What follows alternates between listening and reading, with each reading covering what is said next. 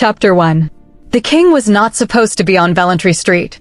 Protocol said he was supposed to be 3 miles north, in the ceremonial receiving chamber of Parliament House, smiling at men whose names he had memorized from files, and whose handshakes he could rank in order of damnness. His secretary, Dorian, had the afternoon blocked in gold on the official calendar. 2:15, preliminary session on the Marriage Settlement Act. 3:30, informal tea with the Minister of Internal Affairs. 5 o'clock, return to palace with full escort. Every minute accounted for. Every gesture predetermined. Aldric had looked at that calendar at noon and felt something in his chest close like a fist. He was 34 years old. He had ruled Valtoria for 9 years, inheriting the crown at 25 when his father's heart gave out during a council session. Not dramatically, not in battle, just quietly, as though even the dying had been arranged in advance. 9 years of scheduled afternoons and predetermined gestures and smiles calibrated to the precise wattage appropriate for each occasion. He was good at it. He had always been good at it. But lately, on afternoons exactly like this one, gray with the specific gray of early autumn, the city outside smelling of rain-wet stone and chestnut carts. The goodness of it felt less like virtue and more like a very elegant cage. So he had done something he did perhaps 4 times a year, always unannounced, always to Dorian's quiet terror. He had changed into a dark wool coat and trousers that a prosperous merchant might wear, left his signet ring in his desk drawer, taken only his personal guard Fenwick in equally plain clothes, and walked out a side entrance of the palace into the city. Valtoria Street had not been on the itinerary. He had ended up there because he followed the crowd, the way a man will sometimes follow a sound he cannot identify, curious, a little wary, not quite willing to turn back. The crowd was thick for a Tuesday, funneling down from the wider boulevard toward some compression point he could not yet see. He heard the voice before he saw her. It was not a shout. That was the first thing that surprised him. It had the carrying quality of a shout without the desperation of one. Clear and precise, each word placed with the deliberateness of someone who knows exactly what they are doing with language. He pressed forward through the gathered crowd until he could see. She was standing on the second step of the Valtoria Magistrates' Court, which gave her approximately 18 inches of elevation over the crowd, a modest enough platform, and yet she used it as though it were a stage. She was perhaps 28, 29. Dark hair pulled back practically, though several pieces had escaped and whipped in the October wind with complete indifference to occasion. She wore a coat that had been well made, once, and was now well worn, the kind of coat that had been resold 3 times and still wasn't going anywhere. She held a sheaf of papers in one hand and was gesturing with them as she spoke, not theatrically, but the way a teacher gestures, the way a person gestures when what they are saying matters so much that the body cannot stay still. The Civic Displacement Act, she was saying, and her voice was doing something interesting. It was getting quieter as it got more serious, which was the opposite of what most speakers do, and it was making the crowd lean in, was written by men who have never been displaced. I know this, because I have read every public record of every session in which it was drafted, and I have cross-referenced those records with the property holdings of every man who voted for it, and not one of them, not a single one, has ever lived within 2 miles of the communities this law will demolish. They are removing 1,200 families from Valtoria and Graymere to build a commercial corridor that will generate revenue they will never see, to fund infrastructure in districts they do not live in, for a city they visit by carriage and leave by carriage and have never actually walked through. Aldric stood very still. He had signed the Civic Displacement Act 14 months ago. He had read the summary. He had been told the economics were sound, the relocation provisions were generous, the affected communities had been consulted. He had signed it between 2 other documents on a Thursday afternoon and moved on. I am not here today to ask for sympathy, the woman continued, and now she was looking directly at the people closest to her. The ones with the worn coat collars and the children on their hips, the ones who were listening with the particular attention of people who need the information. I am here to tell you what your rights are. The Act provides a 90-day notice period. 90 days during which you cannot be removed. during which any of you may file a writ of residential continuity with this court. She held up the papers, which I have pre-drafted for anyone who needs one, because the filing fee is being covered by the Legal Equity Coalition. You come to me, you give me your address, I file it that afternoon.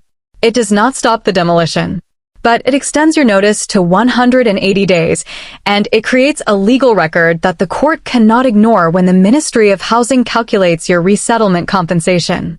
She had a system. That was what struck him. She was not raging at the injustice, though it was clear she felt it. He could hear it in the precision of her anger, which was the most controlled kind. She had done the work. She had read the act. She had found the loophole that helped the most people with the least risk, and she was standing on the court steps in a resold coat, telling them exactly how to use it. He watched for another 10 minutes. She answered questions with the same unhurried clarity. She had a folding table behind her staffed by a young man with a ledger, and people were already lining up to give their addresses. When a skeptical older man challenged her on whether the writs would actually work, she said, they worked in the Grenmore case in July. I filed 63 of them, and the ministry settled at 140% of the original compensation offer. I'll show you the judgment if you like.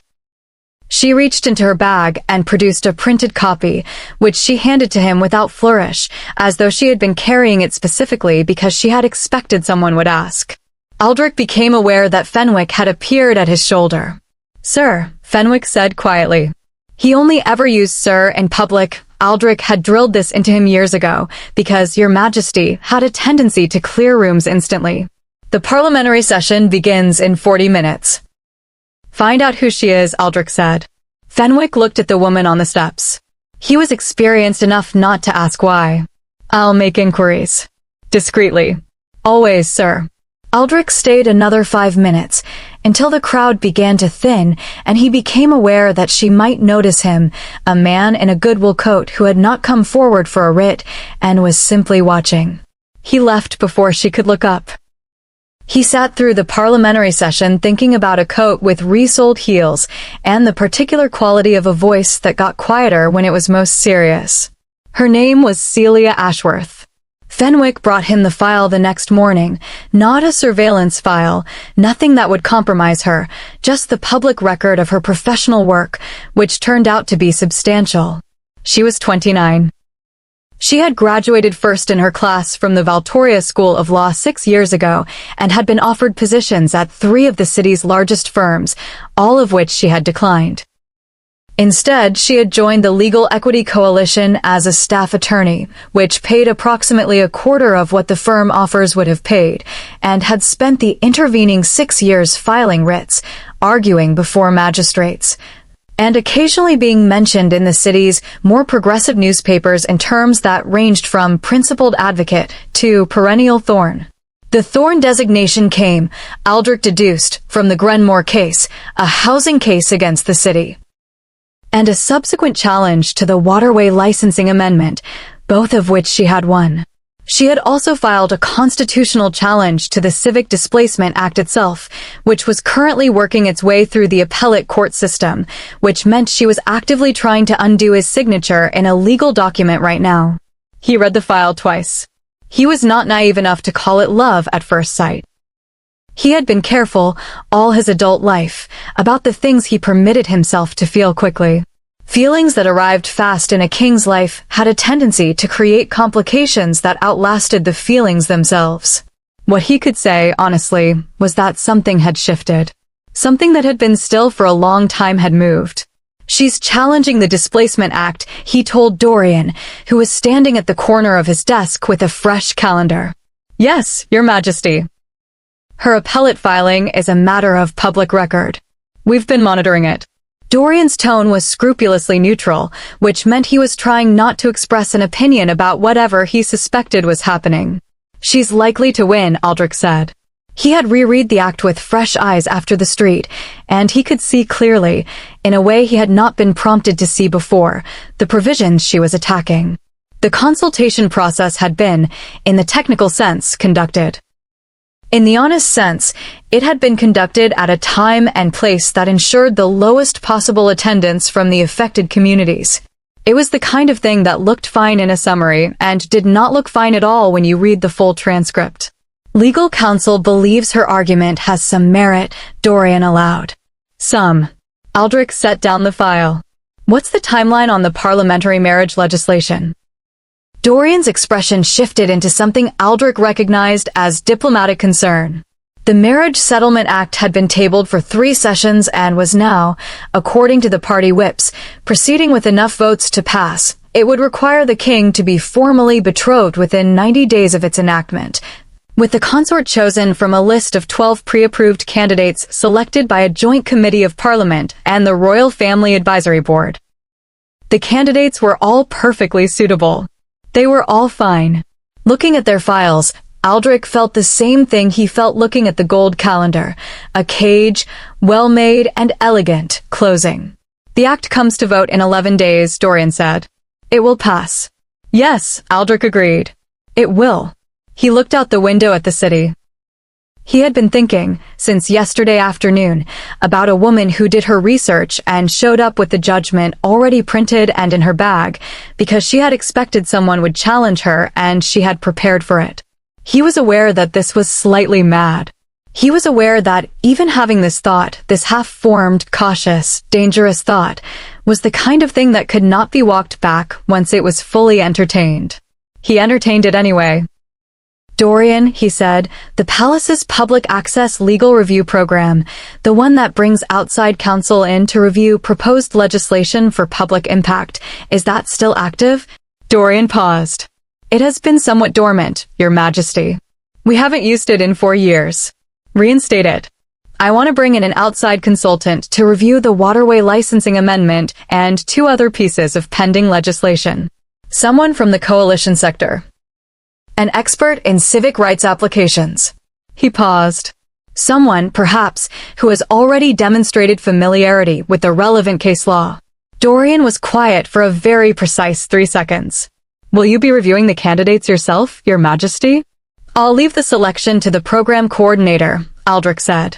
Within the parameters I've described. Another 3-second silence. Of course, Your Majesty. Aldric turned back to the window. Somewhere in the city, he was reasonably certain Celia Ashworth was already at a desk filing something, arguing for someone, making notes in the margin of a document no one important had read carefully enough. The thought was unreasonably steadying. He had 11 days before the Marriage Act passed. He needed a plan. Chapter 2. The letter from the royal palace arrived on a Wednesday, which was already a strange day because Celia had spilled coffee on her only remaining unstained blouse, and the coalition's boiler had gone out for the 2nd time that month, and she had been in the middle of a particularly infuriating exchange with a paralegal at the Ministry of Housing when her assistant, Tom, knocked on the glass of her office. She called it an office. It was a repurposed storage room with a window that stuck, and held up an envelope with the royal crest on it. Celia had looked at the envelope for a long moment. Her first thought was that it was related to her appellate challenge to the Displacement Act, that the palace's legal office was responding in some official capacity, which would be unusual, but not unprecedented. Her second thought was that the envelope was on cream paper of a quality that did not belong to a government department, and that the handwriting on the address was not a form letter. She had opened it standing up, which was how she opened everything. The letter was brief and formally courteous. It was from the office of the royal advisor, inviting her to serve as an outside consultant to the palace's public access legal review program for a period of 6 weeks, reviewing 3 pieces of pending legislation for civic rights impact and public accessibility. The compensation offered was more than she made in 4 months at the coalition. The work, reviewing legislation for civic impact, was, technically, exactly the kind of work she spent half her time doing for free. She had read it twice, then sat down. The invitation was strange. The PLR program had been dormant for years, she knew, because she had written a paper in her final year of law school arguing for its reinstatement, and the paper had been published in a journal, and the reinstatement had not happened. The timing was strange, too. The invitation came 3 days after the Marriage Settlement Act had passed its first parliamentary vote. which meant the palace was simultaneously navigating a political marriage question and reaching out to a civil rights attorney who had an active appellate challenge against one of their signed laws. She had called the Legal Equity Coalition's director, Harriet, who had told her to take it. "It's inside access, Celia," Harriet had said. "You'll be in the building. You'll meet people. And if they're genuinely reinstating the PLR program, you'll have a seat at the table for 3 pieces of legislation before they're finalized. That's worth 4 months' salary before you even cash the check. It feels like a co-option play. Everything is a co-option play. The question is whether you can get something useful done while you're being co-opted. You usually can." Harriet had known her for 6 years. "Also, you should eat something. You look thin in your last newspaper photograph." Celia had gone home and thought about it for 2 nights, which was as long as she could afford to deliberate on anything, and then had written a careful acceptance letter with 3 conditions. That her coalition work would continue uninterrupted during the consultancy, that her independent challenge to the Displacement Act would not be affected by or subject to any conflict of interest review, and that she retained the right to publish findings from the legislative review after a 60-day embargo period. All 3 conditions were accepted within 24 hours, which surprised her more than she expected. She arrived at the palace on a Monday morning in the 2nd week of October, carrying a leather satchel that contained her laptop, a legal pad for pens, 2 highlighters, and a thermos of coffee because she did not trust that palace coffee would be strong enough for the kind of work she intended to do. She was met at the staff entrance, not the grand front, by a young man named Griff who was, apparently, the program coordinator. He was efficient, polite, and seemed slightly nervous in the way of someone who has received very specific instructions about something and is trying to fulfill them correctly. He showed her to an office. A real office, not a converted storage room, a corner room on the 3rd floor of the eastern wing with 2 large windows overlooking one of the inner gardens, a desk that was enormous by her standards, and a bookcase already stocked with relevant legislative histories. She stood in the doorway and surveyed it with the particular wariness of someone who has been given very little for a long time and therefore distrusts abundance. "Is this standard for consultants?" she asked.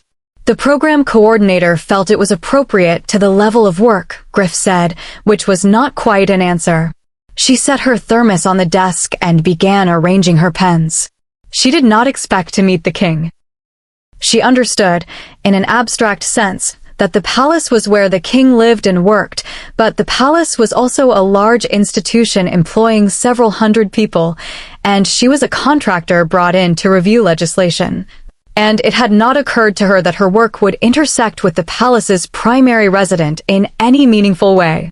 She was to liaise with the Royal Advisor's Office and the Parliamentary Interface Committee.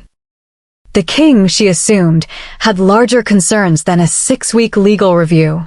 She met him on her 2nd day in the library. The library was on the 4th floor of the main wing, and Griff had told her she was welcome to use it for research during off hours, evenings, and early mornings, when it was not in use for official functions. She had gone at 7 in the morning of her 2nd day because she needed the 1987 legislative record for the Waterway Act, and the Coalition's archive did not have the full volume. The library was large and smelled of old paper and leather in the specific way that made her feel unreasonably at home. She had found the volume and was standing at a reading table near the window, taking notes, when the door opened. He was in a gray sweater. That was the first thing she registered. That he was dressed informally, which meant he either had permission to use the library at this hour, or this was his house, and he needed no permission. He was tall, dark-haired, and carried himself with a kind of settled stillness that she associated with people who were accustomed to taking up space without apology. He was carrying a book. He stopped when he saw her, and for a fraction of a second something moved across his face, too fast to read. "I'm sorry," she said, half turning toward her notes. "I was told the library was available in the mornings. I'll be out of your way." "No," he said. "Please. Stay." His voice was even, measured. She looked up more fully and found him watching her with an attention that was not rude but was certainly present. Most people, when they walked into a room expecting it to be empty, registered the person in it and then politely looked away. He had registered her and was not looking away. "I'm the new consultant," she said, because the silence was acquiring weight. "Celia Ashworth. I'm reviewing legislation for the PLR program." "I know," he said, and then, as though realizing that needed an explanation, Griff mentioned the program had a new consultant.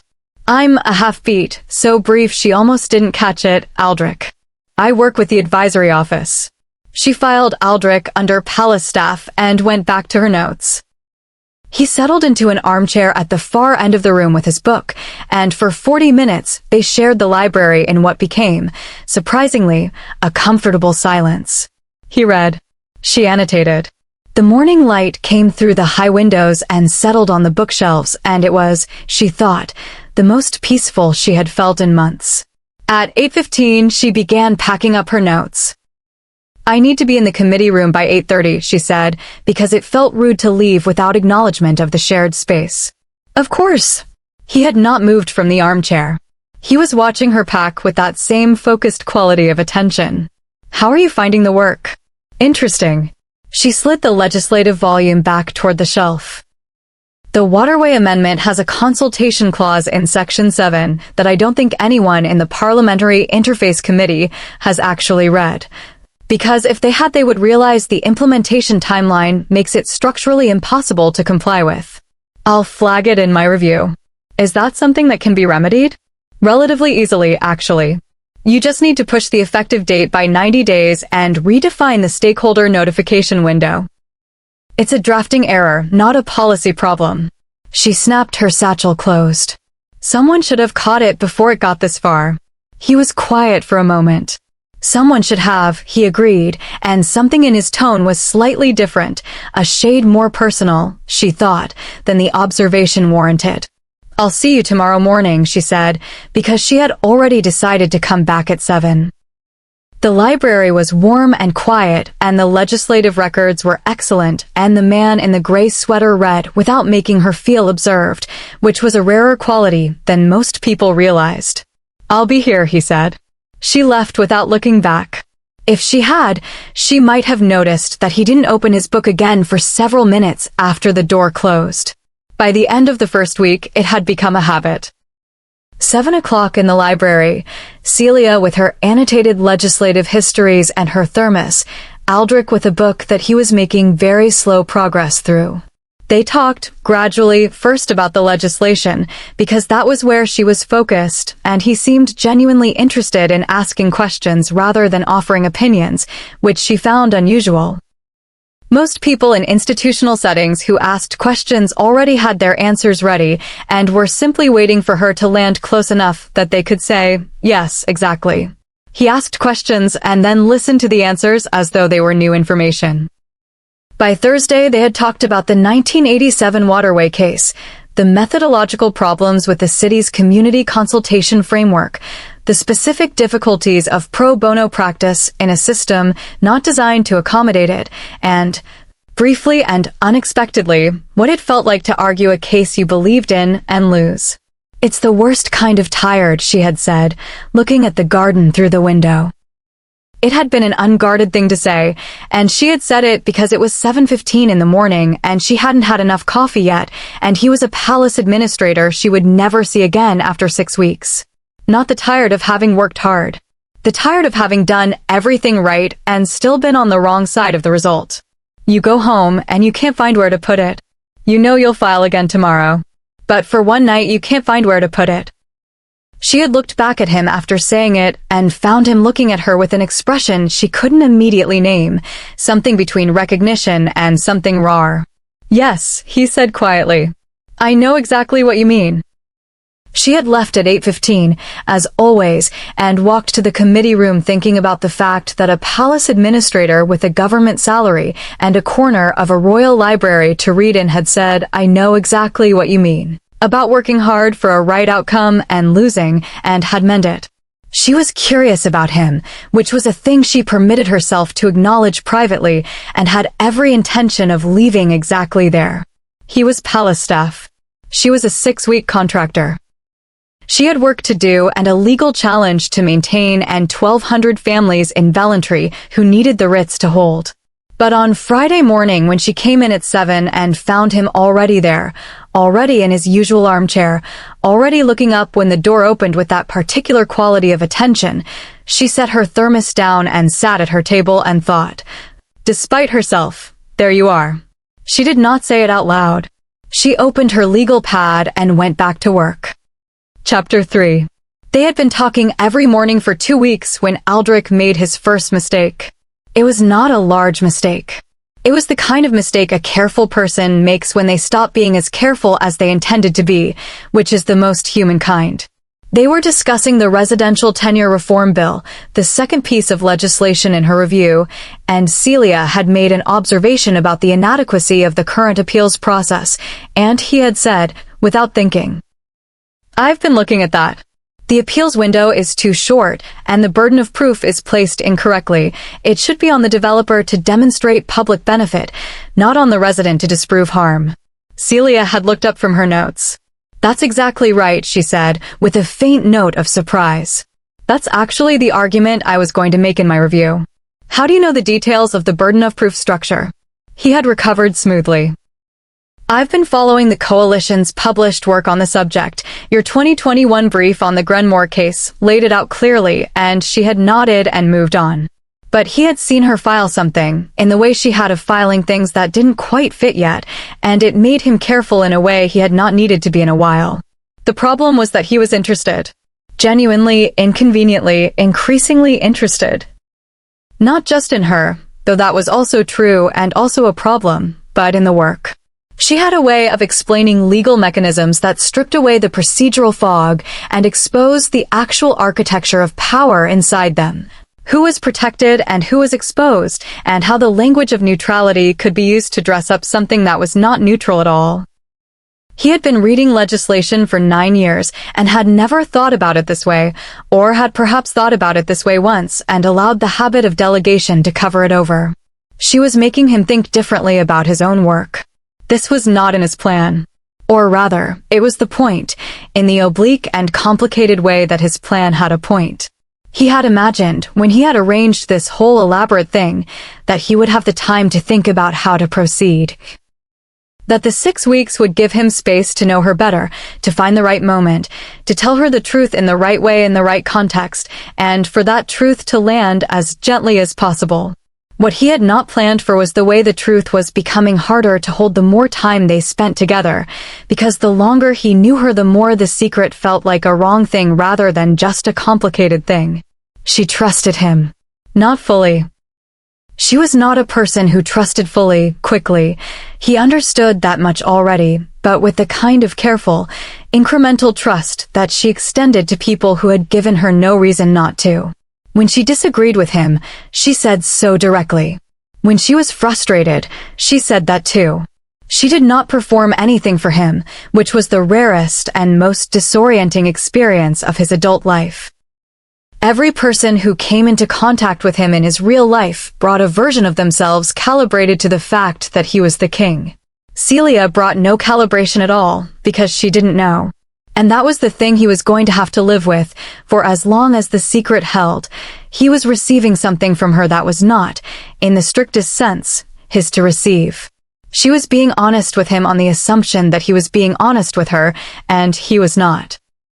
He had not let himself look too directly at this.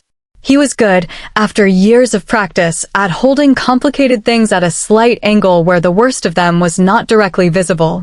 But on Tuesday of the 3rd week, something happened that made holding it at an angle considerably harder. She came in at 7, as usual, but her coat was the wrong coat. Not the resoled one she usually wore, but a thin one that was not warm enough for October, and her hair was less arranged than usual, and she set her thermos down with a quiet deliberateness that he recognized, from weeks of observation, as the deliberateness of someone tamping something down. He didn't ask immediately. She was not a person who liked to be asked about things before she had arranged them to her own satisfaction. He watched her open her legal pad and look at it without writing for 30 seconds, which for her was notable, and then he said, "Did something happen?" She looked up. A brief assessment, in which he appeared to pass whatever the criterion was. The magistrate's court dismissed the Displacement Act challenge, she said. Yesterday afternoon. I got the ruling at 6 o'clock. He felt the information land in his chest with a weight he had not expected. On what grounds? Procedural. The word came out flat. They declined to hear the substantive argument. They said the filing did not adequately demonstrate that the consultation process was facially defective, just that it was imperfectly executed, which under the current standards is insufficient for constitutional challenge. She was looking at her legal pad again.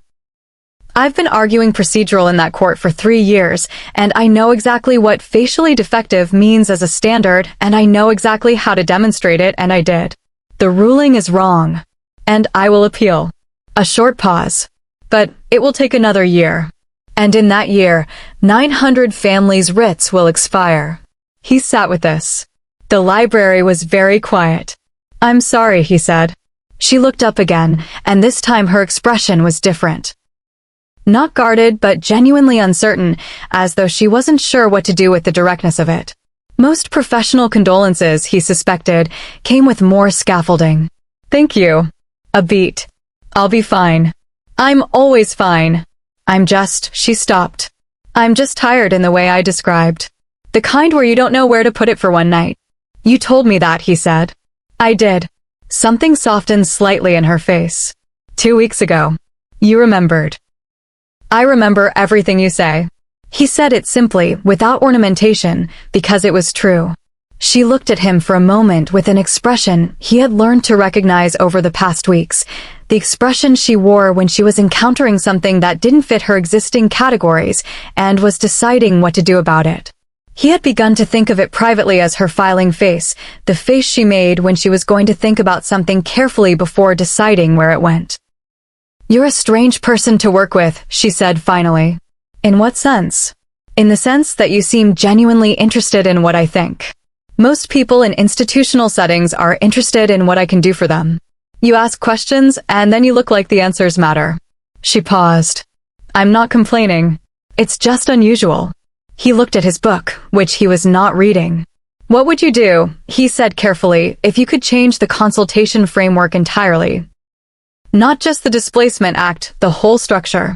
She put down her pen. He watched her settle into the question the way she settled into anything she found genuinely interesting, a particular quality of concentration, like a lens focusing. She talked for 20 minutes. She had specific ideas. A standing community review board with rotating membership drawn from directly affected populations, operating with a minimum 6-month lead time before any legislation affecting residential areas could be finalized. A legal aid provision built into the consultation budget, an independent audit mechanism. She had, evidently, thought about this in considerable detail because the ideas came in order and connected to each other in the way of a system rather than a wish list. He listened and asked 3 questions and took no notes because he was trying to memorize it. If someone in the advisory office brought that framework to the Parliamentary Interface Committee, he said slowly, would it have a viable path to legislation? She gave him the filing face again. Why would someone in the advisory office do that? Because it's a good idea, he said. She looked at him for a long moment. He could see her deciding, again, which category he belonged in. He found that he very much wanted to know the answer she arrived at. Maybe, she said finally. If the framing was right. If it was presented as strengthening institutional legitimacy rather than constraining development, because that's what it does, if you think about it correctly. Better consultation means fewer legal challenges, means faster and more stable implementation. It's not actually anti-development. It's just anti-surprise. Anti-surprise, he repeated. I like that framing. I have my moments. She picked up her pen. A pause, and then, Aldric. He looked up. Thank you, she said, for asking. And for a slight gesture toward the space between them, which was not a physical space anymore in any meaningful way. For this. He nodded, because the words that came to mind were not words he was in a position to say. She went back to her legal pad. He went back to his book and read approximately 4 words of it before giving up and simply sitting in the quiet of the morning with her, which was its own kind of answer. The marriage act had been signed into law on a Wednesday. Aldric had 42 days remaining. He thought about this in the evenings, in the official chambers that no morning library softness could quite reach. He sat in council meetings and parliamentary sessions and charity dinners, and felt the weight of the clock in a way that was distinct from the ordinary weight of obligation. This was urgent, personal, and increasingly terrifying. Because here was the thing he had not fully accounted for. He had gone into this with some idea that he would arrange the proximity, and the proximity would give him time to know her, and knowing her would confirm or disconfirm the initial impression. And if confirmed, he would reveal himself at the right moment and give her a choice. He had thought of it as a process he could manage. He had not thought about what it would feel like to be in a room with her every morning and to want nothing so much as to not be the king. To be actually, irreducibly, Aldric who works with the advisory office, with no crown attached, no parliament bearing down, no act that had demolished 900 family security, nothing between them except what was already there. He should tell her. He knew he should tell her. Every morning that he didn't was another morning of something given under false pretenses, her honesty, her trust, her ordinary, unreserved morning self. He was taking it, and it was not exactly his to take. But the telling would change everything. He could not pretend otherwise. He thought about her face, the direct quality of her gaze, the expression she wore when she was deciding something, and he tried to imagine how it would look when he told her. He had imagined this several times. He had never managed to arrive at an image that was not, in some important way, her walking away. He had 38 days left when he decided, not yet. 2 more weeks. He needed 2 more weeks of this. This morning quiet, this particular honesty, before he could survive losing it. He told himself it was tactical. He was becoming increasingly aware that it was not tactical at all. Chapter 4. The Palace Autumn Gala was, technically, an optional event for palace staff and contractors. The invitation was delivered to Celia by Griff with a handwritten note, attendance warmly encouraged but entirely voluntary, and she had looked at it with the expression she reserved for things that were technically one thing and actually another. She had 3 dresses. One was for court appearances. One was black and acceptable for any occasion. The third had a small stain on the hem that she kept meaning to address and hadn't. She wore the black one and told herself she was going because Harriet would want the networking intelligence, and because she was 3 weeks into a 6-week engagement, and not attending the primary social function of the period would be a strange omission, and because she was a professional. She did not think about whether Aldric would be there. She thought about it slightly on the way there. The main hall was exactly what the main hall of a palace was: vaulted ceiling, chandeliers, a quantity of gold applied to surfaces where a person of reasonable taste would have exercised restraint. The guests were a mixture of government officials, aristocracy, diplomatic representatives, and a category she struggled to classify: people who were simply in orbit around power, who had been for so long that the orbit had become its own kind of identity. She accepted a glass of wine from a passing tray and began her mental assessment of who was worth talking to. She had been speaking to the Deputy Minister of Infrastructure for approximately 10 minutes, a useful conversation, since his office was relevant to 2 of her 3 legislative reviews, when she became aware of a shift in the room. Not a dramatic one. More like a change in air pressure. The conversations around her didn't stop, but they reoriented, and she looked up to find what they had reoriented toward. A man had entered from the far end of the hall through a pair of tall doors. He was wearing formal dress, dark coat, a restrained decoration at the chest, nothing that announced itself loudly. He moved through the room with the same quality of settled stillness she recognized, stopping to speak to people with a controlled ease that she had always previously filed under very senior administrator. Except that the people he stopped to speak to were genuflecting. Not literally, this was not that kind of court, or not visibly. But she could see the micro-adjustments. The slight formal dip of the head, the two-step positional shift, the particular careful way people held their hands when they were speaking to someone they needed to be precise with. These were not the adjustments of a civil servant greeting a colleague.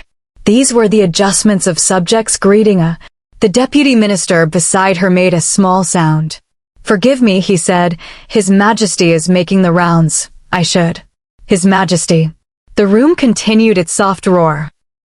Celia stood very still with her wineglass, watching the man she had spent 3 weeks calling Aldric move through the room, and did the particular kind of mathematics that arrives with sudden, fundamental rearrangement of what you thought you knew. Aldric. Not Aldric who works with the advisory office. King Aldric of Valtoria. The height. The way he sat in rooms as though the rooms were arranged for his convenience, which they were. The questions that were too specific to be a civil servant's questions. The way he had said someone should have caught it about the Waterway Amendment drafting error and sounded like someone who could have been that someone. The book he read every morning in a library that was his. The fact that no one had ever told her his last name. She had not connected any of this. She had not connected it because she had not been looking for it, because the idea that the king would be in the library at 7 in the morning in a gray sweater asking her what she thought about residential tenure law was. He turned across the room and found her immediately. And she saw it, the fraction of a second of something that was not the controlled ease he showed everyone else. A held breath. Then the ease returned, and he began moving toward her, because of course he did, because what else was there to do now? She held herself very still. She was good at being still when something was happening that she needed to process correctly. He stopped before her, and the room continued around them, and he said, quietly, "Celia." "Your Majesty," she said. The words landed between them like a stone dropped into still water. She watched his jaw tighten, almost imperceptibly. "I would like to explain. Not here." Her voice was even. She had had, in the 40 seconds since the deputy minister had said His Majesty, sufficient time to understand that a scene in the middle of the autumn gala would be useful to no one and harmful to her in several specific professional ways. She was a contractor in this building. Whatever she felt, and she was not, at this moment, going to look directly at what she felt. She would not perform it in a room full of government officials. "Not now," she said. "I'll stay for a polite amount of time and leave, and tomorrow morning I will not be in the library, and I would appreciate the time to think." He looked at her with an expression that she could read. Now, in the context of everything being rearranged, it was the look of a man who had been waiting for exactly this moment and had not, despite the waiting, been adequately prepared for it. "Of course," he said quietly. "Whatever you need." She stayed for 45 minutes, talked to 6 people, gathered 2 pieces of genuinely useful information about the tenure reform bill, and left with her coat and her composure both intact. She did not cry until she was in the taxi going home, which she considered, under the circumstances, a reasonable performance. She did not go to the library the next morning, or the morning after that. She went to the committee room at 8:30 and did her work and was thorough and professional and gave no one any reason to ask questions. She ate lunch at her desk. She did not go to the library at 7. She was aware, with a peripheral part of her mind she was keeping carefully background, that he would be there, in the armchair, with the book, in the chair that faced the door. On the 3rd day, Griff left an envelope on her desk. Inside was a single handwritten sheet. She recognized the handwriting from 3 weeks of seeing it on margin notes in the legislative records he sometimes left beside her usual table. The letter said, "I owe you an explanation I should have given you before any of this began, and I am aware that the longer I went without giving it, the less adequate any explanation becomes. The arrangement was my doing entirely. The PLR reinstatement was genuine. The program should have been reinstated years ago, and the legislation I asked you to review genuinely needed reviewing, and your work on it has been exceptional. None of that was fabricated. But the means by which you were brought here were not disclosed to you honestly, and you deserve disclosure. I want to tell you the rest in person, if you'll allow it. Not in the library, if that space has been spoiled. Anywhere you prefer. At a time you choose." If you would prefer not to, I will understand, and your position here will not be affected in any way. That is not a condition. It is a fact. She read it twice. Then she folded it precisely and put it in her satchel, next to her legal pad. She worked for another hour. Then she took out a sheet of paper and wrote, "The garden. Tomorrow at 7. Come alone." She left it with Griff without a note of explanation. The palace inner garden in October was past its color peak, but still beautiful, the last of the copper leaves clinging to the espalier trees, the formal beds cut back to their bones, the stone paths still wet from a night of rain. Celia arrived at 7:05 and stood in the center of it with her hands in her coat pockets and her thermos in her satchel and waited. He came through the south gate 2 minutes later, alone, in the gray sweater. Which was, she realized, a kind of honesty in itself, or a bid for one. He stopped a few feet away. "Thank you for coming," he said. "I haven't forgiven you," she said. "I'm here because I want to hear what you have to say before I decide what I think. That's more than I deserve." He said it without self-pity, which she appreciated. If he had been pitying himself, she would have left immediately. "Tell me why," she said. "Not the logistics. The why." He looked at the garden for a moment. Then he told her. He told her about the marriage act and the 90 days and the calibrated schedule and the afternoon he had ended up on Valtoria Street, not on any itinerary. He told her what it had been like to watch her on the court steps, the preparation, the research, the specific competence of someone who did not need to be dramatic about what she believed because she had done the work. He told her what it was like, sitting in the library every morning, to be spoken to honestly by someone who didn't know he was the king. He did not tell her he was falling in love with her. That was not, yet, his to say. But he told her enough that the shape of it was visible. She listened without interrupting, which was not her usual habit. She was, in general, an interrupter, because she listened actively and responses occurred to her, and she usually had no reason to hold them. She held them now. When he finished, the garden was quiet except for water running somewhere. "You signed the Displacement Act," she said. "Yes." "You read the summary and signed it without reading the consultation record." A pause. "Yes." "And then you listened to me explain its harm for 3 weeks and said nothing." "I said things," he said carefully. "I did not say the relevant things." She looked at him. "What are you going to do about it?" He blinked. He had not, she suspected, been asked that question in precisely that way. "I have been reviewing the consultation framework," he said. "The framework you described, the Standing Community Review Board, the audit mechanism, I've been drafting a proposal. I was going to ask you to review it before I take it to the Advisory Council. Not as part of your official consultancy." As a pause. "I'm not sure what the right word is." "A person whose opinion you want," she said. "Yes." Exactly that. She looked at the espalier trees, stripped to their trained structures. "I need more time," she said. I can't tell you today what I think about the rest of it. I can tell you that the work I came here to do is work I believe in, and I'm going to finish it. And I'll look at your proposal." And beyond that, she turned back to him. "I need more time." "You have it," he said. "As much as you need."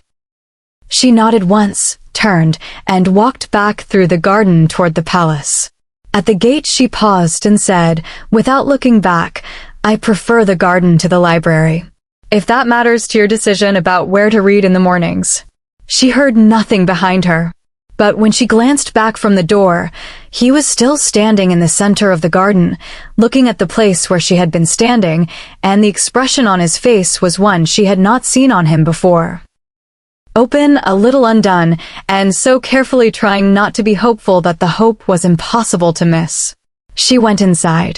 She allowed herself, for 30 seconds in the corridor, to feel it, the impossible complication of it, the anger that was not gone but was becoming something more complex, and beneath both of those, clear and steady and deeply inconvenient, the fact that she had missed the library mornings. Not abstractly. Specifically. Him. The gray sweater and the book and the questions he asked as though the answers mattered. 30 seconds. Then she went back to work. Chapter 5. The proposal arrived on her desk on a Monday in a slim folder with no seal and no formal markings, which she understood was deliberate, a thing presented as itself rather than as an official document from the Crown, because he was asking her as a person, not commanding her as a subject. She noted the distinction. She had not decided, yet, whether it was sufficient, but she noted it. She read the proposal twice, making notes in the margins, and then she read it a third time more slowly. Then she set it down and sat for a while. It was good. It was, in places, genuinely excellent, specifically in the sections that she could see had been built directly from the conversation they'd had the morning she got the ruling, the framework she had laid out almost thinking aloud, not expecting it to go anywhere. He had taken it and developed it carefully, adding legal precedent she would have cited herself, anticipating the parliamentary objections in the way of someone who understood how Parliament moved, building and implementation timelines that were ambitious, but not impossible. The section on the audit mechanism was slightly underdeveloped. She had 3 ideas about how to strengthen it before she had finished the first read-through. This was, she recognized, the thing she was struggling most to separate from everything else, the quality of his mind. She had known, from the morning library conversations, that he was thoughtful and interested and that his questions were genuine. The proposal confirmed that he was also, in the practical architecture of policy, very good. The part of her that existed entirely as a professional and did not have feelings about gray sweaters or October gardens was looking at this proposal and thinking that if this made it to the Parliamentary Interface Committee with the right framing, it had a real chance. She took out a fresh sheet of paper and began making notes. They met in the garden the following Wednesday, at a time she had specified, and she gave him back the folder with her annotations. He took it and read her notes in front of her, which most people would not do, and she appreciated it, and when he reached the section on the audit mechanism, he stopped and read it twice. "This is better," he said. Significantly. "The tiered reporting structure solves the problem I couldn't figure out. The problem is that you were thinking about it as an oversight mechanism, and I was thinking about it as a feedback loop. They're structurally different things. Oversight has a policing quality that will make the development sector resistant. Feedback loops are neutral. They serve everyone. Show me the distinction in the language." She had brought her own copy with markings. She came around to stand beside him and pointed out the 3 sections. They went through the document standing side by side at the garden wall, the October air cool around them, and she was aware with a continuous quiet precision of his presence beside her. The warmth of him, the way he angled slightly toward her when she was speaking, the fact that he smelled of something understated and expensive that she was trying not to notice.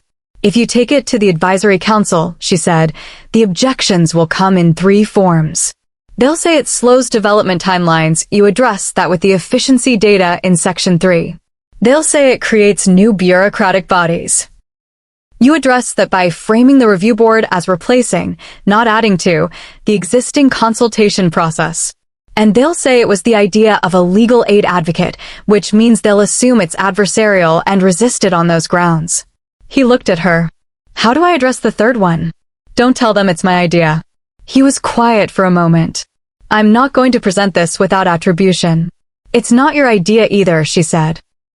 "It's a synthesis of several years of published work from the Coalition and 2 other advocacy organizations.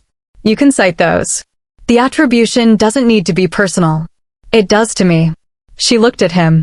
He said it without any apparent awareness that it was the kind of thing she would find very difficult to dismiss, which was becoming one of the more aggravating things about him. "Fine," she said. "Attribute it correctly. But anticipate the resistance and be ready for it."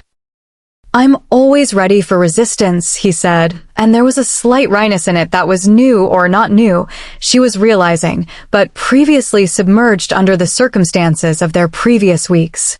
This was the version of him without the particular anxiety of the secret, slightly drier, more direct. She found she liked it. She took her copy back and noted 3 more things in the margin. He watched her write.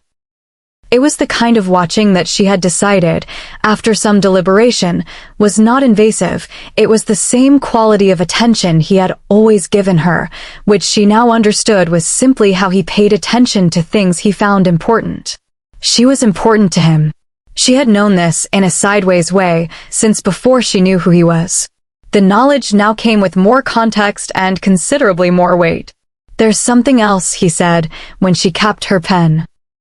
His voice had shifted back to the more careful register he used for things he wasn't sure how she would receive. "The Marriage Act." She put her pen in her satchel. "The parliamentary deadline is in 3 weeks," he said. "I'm required by law, since the act was passed, to have formally announced a betrothal within 90 days of the act's enactment. That's in 3 weeks." She turned to look at him directly. The garden was very quiet. "The 12 candidates," she said. "From the parliamentary list?" "Yes. I've met them all. None of this is their fault. I want to be clear about that. They're perfectly suitable," she offered. "Yes." He looked at the wall. "I haven't been able to consider them seriously since October." She understood what he was saying. She also understood everything that came attached to it. The magnitude, the impossibility, the fact that she was a civil rights attorney on a 6-week government contract, that she had an active legal challenge against his administration, that she was not on the parliamentary list and could not be, and the public and institutional implications of that were not small. She understood all of this with the clarity of someone who had spent years looking at systems and seeing what they actually were rather than what they were described as.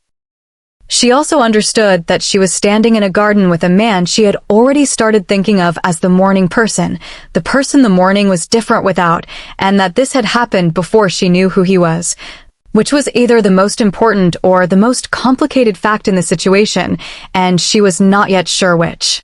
3 weeks is not enough time, she said. "I know. I haven't," she stopped. There is still the question of the deception, Aldric. "I'm not saying that too," she paused again, which was unlike her. She was a person who knew what she was going to say. "I'm saying it because it's real, and I need you to know that I haven't set it aside just because the rest of this is," she gestured, briefly and inadequately. "I know," he said again. "I'm not asking you to set it aside. I'm not asking you for anything, Celia. I wanted you to know the timeline because it seemed wrong to not tell you. After all the not telling you things."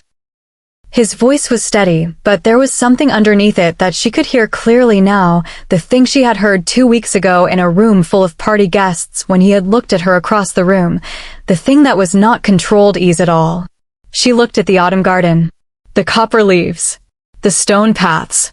"I'll finish the 3rd legislative review by end of next week," she said. "And I'll come back to you about the framework proposal. And the rest," she took a breath. "Give me the 3 weeks.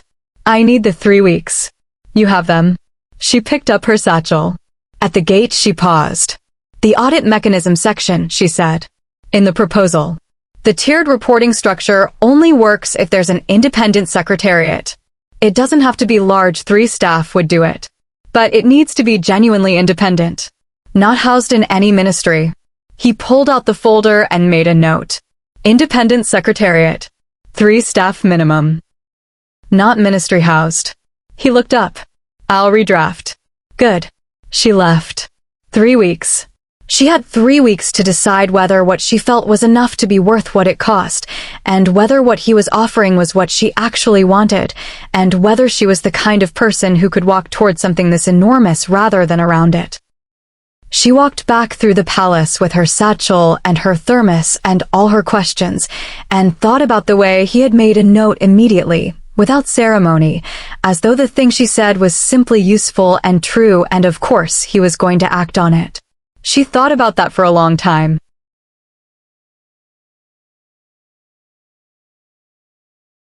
Chapter 6. The story broke on a Thursday. Celia found out the way she found out most things she would have preferred not to find out suddenly. Her phone rang while she was in the middle of drafting a paragraph, and when she answered it she heard Harriet's voice in a register that meant this was not a casual call. "There's a piece in the Valtoria Herald," Harriet said. "Online, went up 40 minutes ago. I'm sending you the link. Don't read the comments." The headline read, Mystery woman at palace, King's long morning meetings with outside consultant raise questions. It was, in the technical sense, not wrong. It had 2 grainy photographs, one of her arriving at the palace staff entrance on her first Monday, which anyone could have taken from the street, and one she had not anticipated.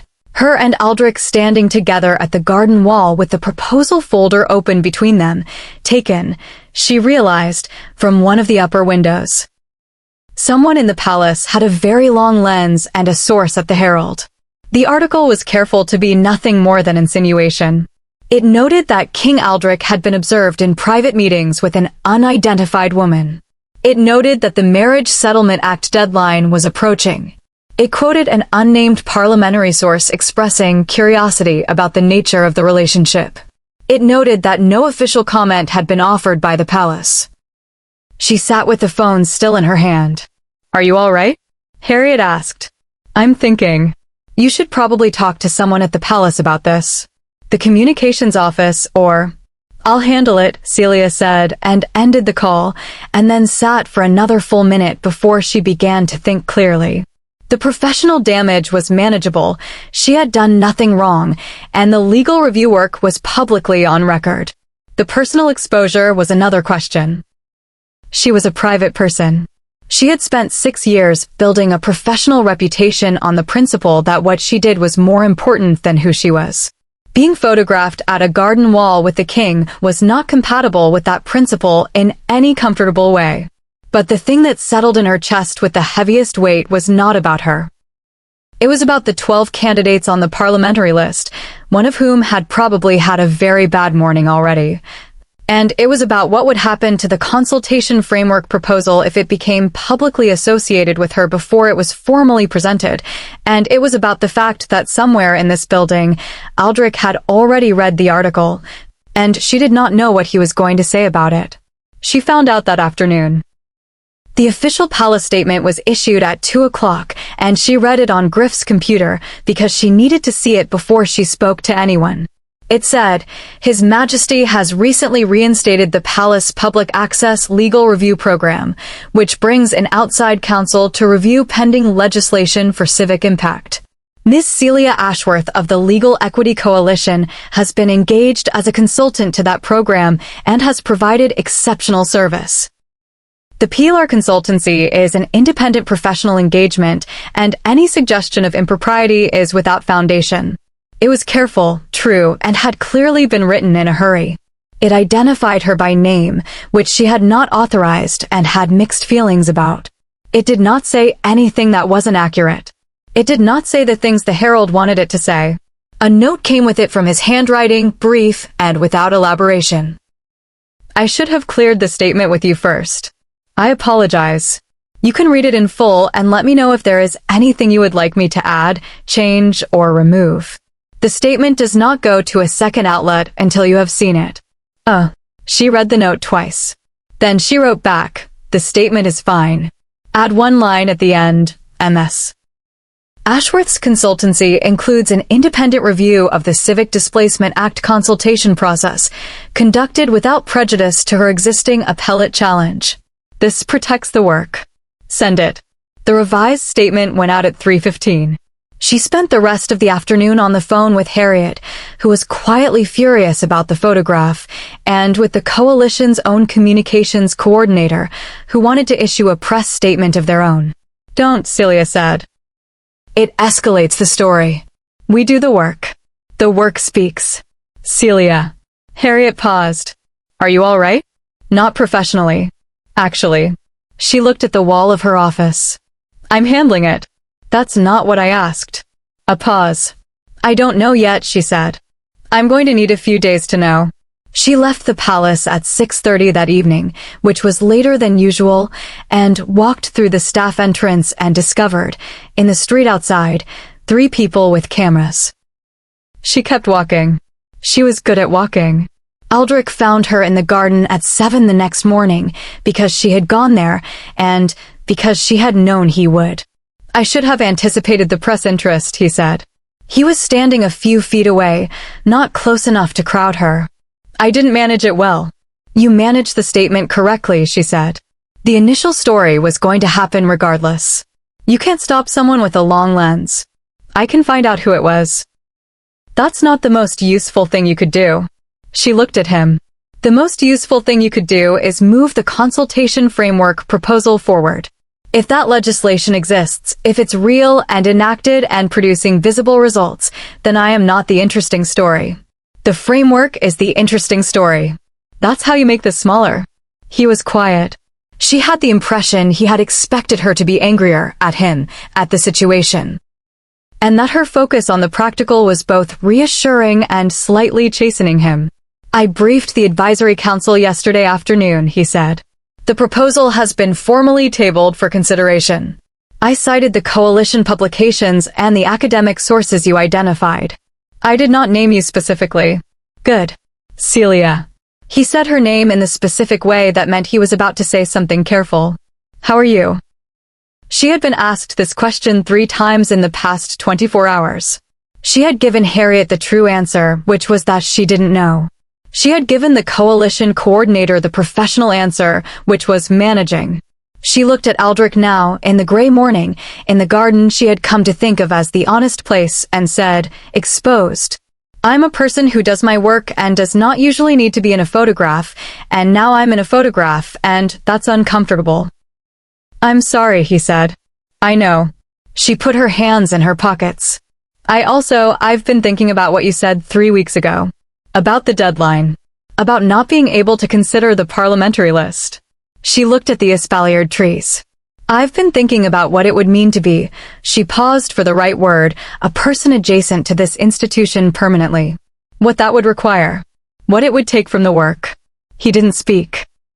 He was giving her the room she needed to finish the thought. The Displacement Act challenge is at the appellate level, she said.